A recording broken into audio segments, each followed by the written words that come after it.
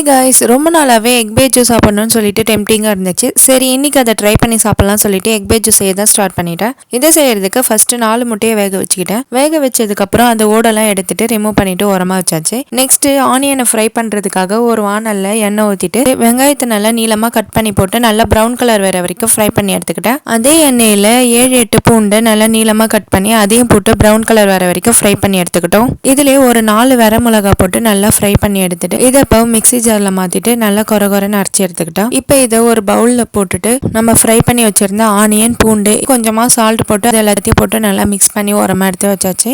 இப்போ புளி தண்ணிக்காக ஒரு சின்ன சைஸ் புளி எடுத்து அதில் தண்ணி ஊற்றி நல்லா மிக்ஸ் பண்ணி வச்சுக்கிட்டோம். நெக்ஸ்ட் கொஞ்சமா சால்ட் போட்டு அதுலயும் தண்ணி ஊற்றி மிக்ஸ் பண்ணி உரமா வச்சாச்சு. இதை செய்யறதுக்கு ஃபர்ஸ்ட் முட்டையை இந்த மாதிரி கட் பண்ணி எடுத்துக்கோங்க. மேல அதுக்குள்ள புளி தண்ணி கொஞ்சமா ஊத்திக்கலாம். கொஞ்சமா உப்பு தண்ணியும் ஊத்திட்டு நம்ம மிக்ஸ் பண்ணி வச்சிருந்த வறுத்த வெங்காயத்தை வச்சுட்டு இது மேல கொத்தமல்லி இலையை வச்சா எக் பேஜும் ரெடி ஆயிடுச்சு.